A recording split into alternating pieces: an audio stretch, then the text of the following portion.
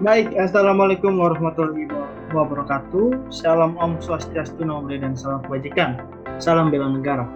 Kembali lagi bersama saya, Samuel Arfulu, mahasiswa Fakultas Hukum UPN Veteran Jakarta semester 5, yang pada kali ini menempuh pendidikan pada mata kuliah Hukum Lingkungan. Dan saat ini saya akan menerangkan kepada teman-teman mengenai apa itu rancangan undang-undang energi baru dan energi terbarukan. Dan kita akan membedah RUU ini sehingga mengetahui secara komprehensif terhadap undang-undang tersebut. Tanpa berlama-lama lagi, mungkin saya akan menampilkan poin-poin yang telah saya siapkan sebelumnya. Baik,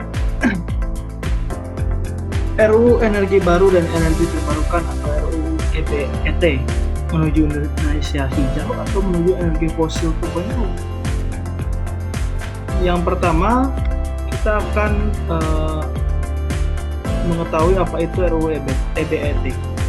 RUU ini adalah suatu payung hukum bagi transisi energi, ketajaman transisi, kemudian pengusahaan dan pemanfaatan energi baru dan energi terbarukan, sehingga RUU ini dirancang sebagai upaya Indonesia mencapai target netral karbon pada tahun 2050 atau net zero emission, yang mana hal ini juga pengimplementasian daripada Paris Agreement yang berupaya untuk menurunkan emisi karbon yang ada di dunia.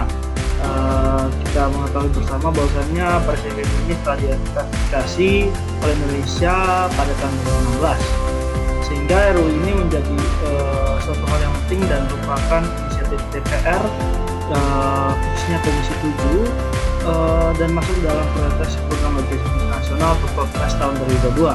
Dan regulasi ini diharapkan menjadi regulasi yang komprehensif untuk menciptakan iklim pengembangan energi baru dan terbarukan yang berkelanjutan sehingga adil dan bermanfaat, serta bisa dirasakan oleh semua kalangan masyarakat, juga lingkungan di sekitar masyarakat itu tinggal.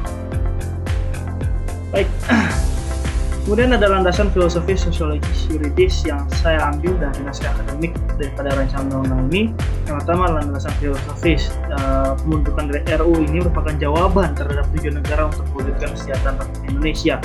Nah, ini merupakan upaya negara untuk mewujudkan kesejahteraan bagi rakyat yang diamanatkan dalam Undang-Undang 1945 pasal 33 ayat 2 dan ayat 3. Kita tahu bahwasannya dalam RUU ini mencampur aspek ekonomi dan aspek lingkungan untuk kesejahteraan masyarakat Indonesia dan kesejahteraan lingkungan di Indonesia juga. Kemudian alasan sosiologis, Indonesia belum optimal memanfaatkan energi baru dan energi terbarukan ini. Meskipun Indonesia memiliki sumber daya energi terbarukan yang berlimpah, namun pengembangannya masih berskala kecil dan perlu optimalisasikan pemanfaatan energi baru terbarukan ini untuk mengurangi pangsa penggunaan energi fosil. Nah, Indonesia harus bersyukur karena Indonesia merupakan salah satu negara yang menghasilkan banyak energi, baik energi terbarukan maupun energi tidak terbarukan, sehingga Indonesia selayaknya perlu mengembangkan aspek energi yang Indonesia miliki. Apalagi Indonesia merupakan negara di bawah dari Khatulistiwa, artinya sepanjang tahun Indonesia disinari oleh sinar matahari, yang mana salah satu sumber energi terbarukan juga adalah sinar matahari. Jika kita terus memanfaatkan energi terbarukan seperti fosil, batu bara, gas alam, dan lain sebagainya, cadangan tersebut akan habis suatu ketika, dan itu harus diantisipasi mulai dari sekarang untuk pengembangan kedepannya. Bukan pengembangan hanya 1, 2, 3, 4, 5 tahun, tetapi pengembangan sampai 20, 30, bahkan sampai 50 tahun ke depan. Indonesia termasuk negara yang sudah cukup lama untuk mengikuti perkembangan energi terbarukan ini. Pada negara India saja, India telah melakukan transformasi energi baru dimulai dari tahun 2010 dan dampaknya dirasakan 6 tahun setelahnya, itu tahun 2016. Karena itu pengembangan RUU ini bukan hanya berdampak untuk 1-2 tahun ke depan, tetapi untuk pengembangan 20, 30, bahkan 50 tahun ke depan.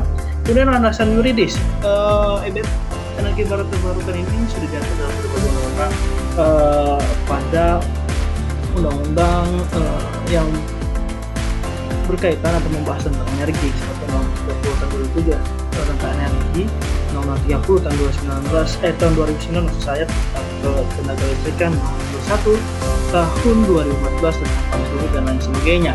Namun pada Undang-Undang 30 tahun 2007 pasal 2 energi baru terbarukan ini diamanatkan untuk dibuatkan suatu peraturan perundang-undangan setingkat peraturan pemerintah, sehingga nampaknya saat ini pemerintah dan DPR sedang serius untuk menaikkan level regulasi dari energi baru terbarukan ini menjadi suatu regulasi undang-undang.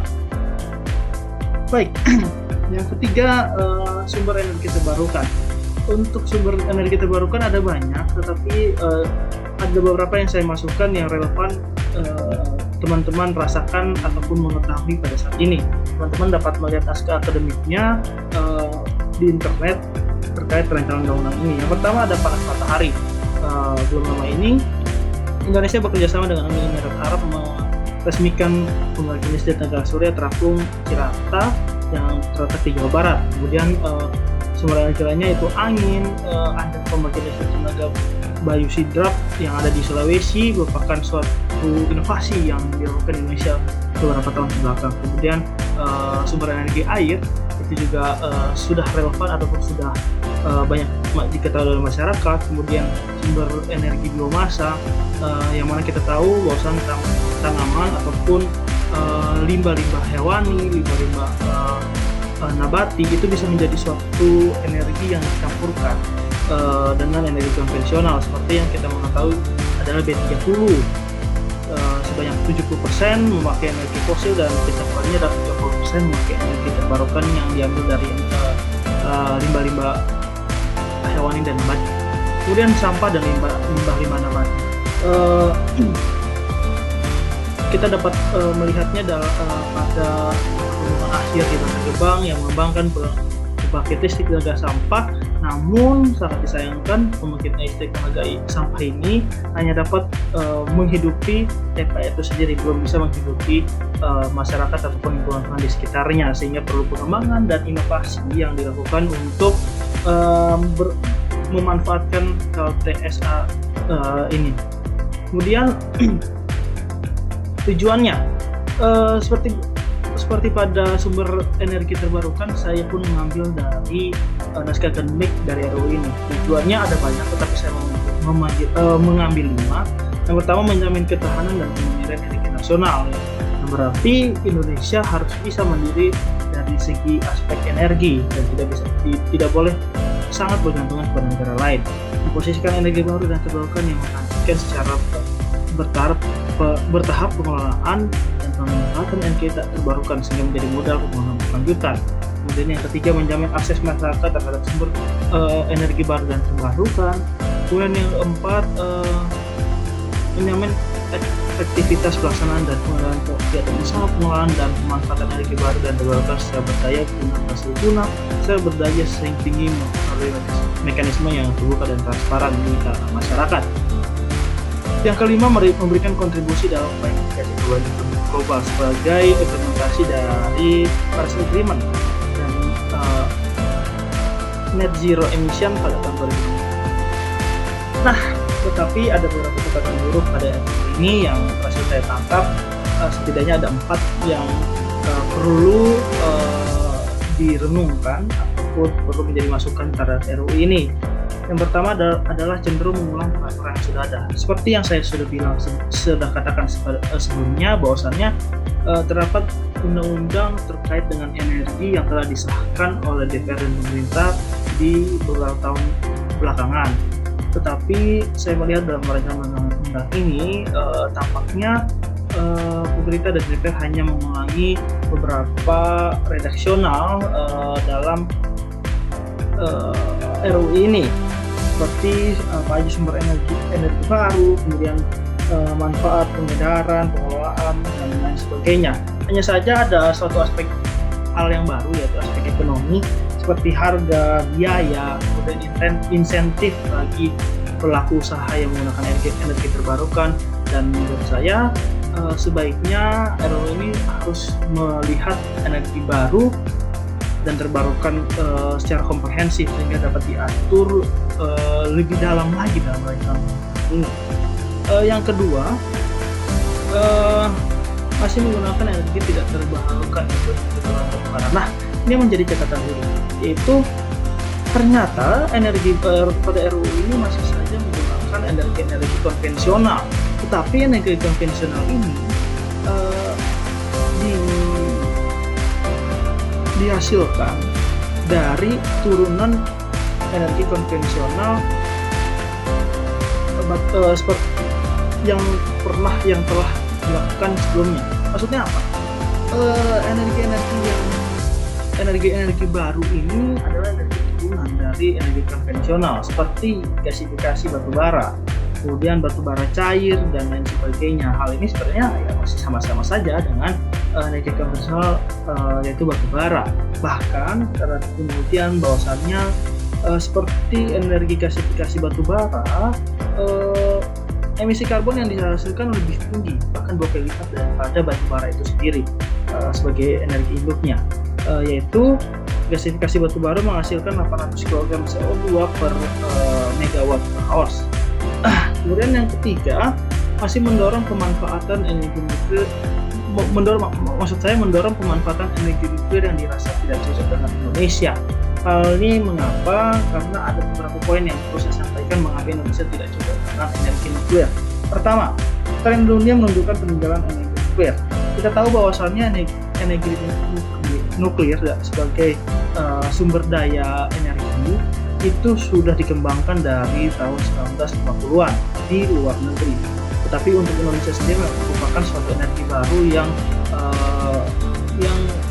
baru masuk lah di kalangan Indonesia sendiri. Dan dunia di belahan Eropa sudah meninggalkan energi nuklir ini karena berbagai alasan, seperti dampak dan biaya yang sangat tinggi, sehingga negara-negara seperti Jerman, Prancis, Jepang sudah bertransisi untuk meninggalkan energi ini. Kemudian resiko kesehatan terhadap manusia dan lingkungan yang berbahaya terhadap daripada energi nuklir ini, kemudian biaya yang sangat besar sehingga menyebabkan kerugian negara yang begitu besar. Kemudian yang keempat, Indonesia rawan dengan bencana seperti gempa yang menyebabkan jika terjadinya gempa maka reaktor energi nuklir ini akan menjadi suatu permasalahan dan dapat mengakibatkan suatu masalah yang baru. Oleh karena itu energi nuklir menurut kami saya pun rasa tidak cocok untuk diterapkan pada Indonesia. Yang keempat, pemanfaatan energi terbarukan hanya fokus pada pengelolaan energi di hilir. Maksudnya adalah pemerintah tidak menyadari bahwasannya pemanfaatan energi pada hulu itu merupakan suatu hal yang penting. Misalnya seperti mobil listrik. Kita tahu bahwa mobil listrik merupakan suatu terobosan transformasi teknologi yang baik karena ia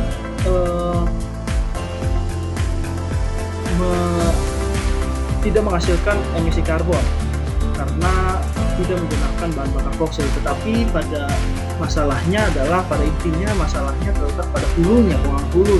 Bahwasanya listrik yang dipakai adalah listrik yang dihasilkan dari penggunaan batu bara, sehingga kalau bisa kita simpulkan merupakan hal yang sama saja dengan menggunakan energi fosil yang mana menghasilkan karbon emisi juga. Baik, selanjutnya saran bagi RUU energi baru dan energi terbarukan. Yang pertama, kuatkan ketentuan energi baru dan fokuskan pada energi terbarukan yang sejati. Kemudian tambahkan pola penting langkah transisi energi terbarukan di Indonesia. Kemudian ketiga, ketentuan pada rancangan undang-undang ini harus bisa langsung diimplementasikan mengingat target Indonesia net zero emission pada tahun 2060. Kemudian yang keempat, mendorong peran pemangku kepentingan lain seperti lembaga keuangan swasta, BUMN, pemerintahan daerah serta masyarakat luas untuk mendukung percepatan pengembangan energi terbarukan di Indonesia yang terakomodir. Mungkin itu saja yang bisa saya sampaikan. Terakhir, ada satu quotes lingkungan yang sangat populer, yaitu it's our collective and individual responsibility to preserve and tend to the world and life. Maksudnya adalah suatu tanggung jawab kita bersama sebagai individu ataupun kolektif untuk memastikan dan menjamin serta menjaga dunia yang kita tinggali saat ini. Baik, sekian yang bisa saya sampaikan. Kurang lebihnya mohon maaf. Semoga apa yang telah saya sampaikan dapat bermanfaat bagi teman-teman dan mengetahui tentang adanya RUU ini serta membuat teman-teman kritis terhadap rancangan undang-undang ini. Mungkin itu saja. Wassalamualaikum warahmatullahi wabarakatuh.